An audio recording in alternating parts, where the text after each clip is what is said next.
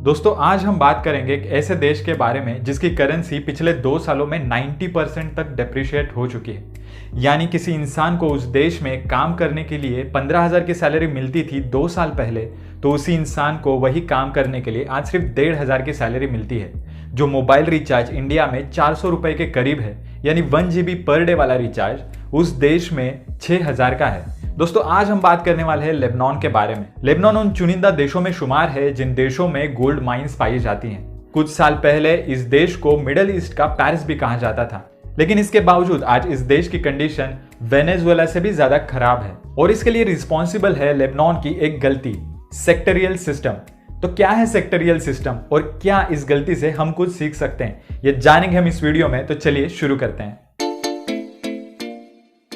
दोस्तों इंडिया की तरह ही कई सारे रिलीजन्स लेबनान में हैं, मेनली इस्लाम और क्रिश्चियनिटी, और उनमें भी कई सारे सब रिलीजन्स हैं, जैसे कि मुस्लिम्स में शिया और सुन्नी मुस्लिम, और क्रिश्चियंस में ड्रज, मैरोनाइट क्रिश्चियंस, ग्रीक कैथोलिक, और ऐसे ही कई सारे रिलीजन्स। 1970 से 1989 तक ये सारे ही रिलीजन्स के लोग एक दूसरे से लड़ते रहे, देश में दंगे होते रहे। इन दंगों को खत्म करने के लिए 1989 में एक इंटरेस्टिंग और अनोखा एग्रीमेंट साइन किया गया, जिसे थेफ एग्रीमेंट भी कहते हैं। इस एग्रीमेंट में यह डिसाइड किया गया कि लेबनान की parliament seat religion wise divide की जाएगी, यानी पार्लियामेंट की पर्टिकुलर सीट पे पर्टिकुलर रिलीजन का ही इंसान बैठ सकता है। इस एग्रीमेंट में यह भी डिसाइड किया गया कि लेबनान का प्रेसिडेंट हमेशा Maronite Christian, prime minister Sunni Muslim और असेंबली स्पीकर शिया मुस्लिम होगा। हद तो दोस्तों तब हुई जब इन्होंने पब्लिक सर्विसेज को भी रिलीजन वाइज डिवाइड किया, यानी electricity supply, water supply, garbage management, road services, इन सारी सर्विसेज को रिलीजन वाइज डिवाइड किया। इनका मानना था कि ऐसा करने से हर एक रिलीजन को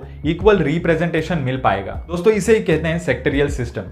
लेकिन इस सिस्टम में एक दिक्कत थी, अगर कोई इंसान अपना काम पूरी ईमानदारी के साथ नहीं करता तो इस इंसान को कोई भी पॉइंट आउट नहीं कर सकता, क्योंकि ऐसा करने पे उसकी पूरी कम्युनिटी उसे सपोर्ट और आपको अपोज करेगी। इसकी वजह से ही बहुत करप्शन बढ़ा लेबनान की पब्लिक सर्विसेज में। करप्शन के साथ साथ पब्लिक सर्विसेज में इग्नोरेंस भी बढ़ा। इसका सबसे बड़ा एग्जाम्पल है बेरूत, यानी लेबनान की कैपिटल सिटी में 2020 में हुआ ब्लास्ट। ये दुनिया का सबसे बड़ा नॉन न्यूक्लियर ब्लास्ट था और ये ब्लास्ट हुआ था अमोनियम नाइट्रेट के वजह से, जो 2013 में बेरूत पोर्ट पे पकड़ा गया था। बहुत ही ज्यादा एक्सप्लोजिव होने के बावजूद इस अमोनियम नाइट्रेट को अनसेफ गोडाउन में रखा गया 7 सालों तक, जिस गोडाउन को आग लगी 2020 में और ब्लास्ट हुआ। इस ब्लास्ट की वजह से लेबनान को एक दिन में 12,000 करोड़ रुपए का लॉस हुआ। 3 लाख से भी ज्यादा लोग बेघर हुए और ना जाने कितने लोग मारे गए। लेबनान में आज भी 78% से भी ज्यादा लोग गरीबी रेखा के नीचे रहते हैं। बिजली 3 से 4 घंटे आ पाती है। खाने पीने की चीजों की कीमतें आसमान छू चुकी है।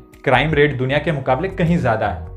दोस्तों ये सुनने के बाद हमें अपने देश की कीमत समझ में आती है और ये बहुत ज्यादा कीमती है हमारे लिए। हमारे लिए एक और चीज बहुत ज्यादा कीमती है और वो है आप।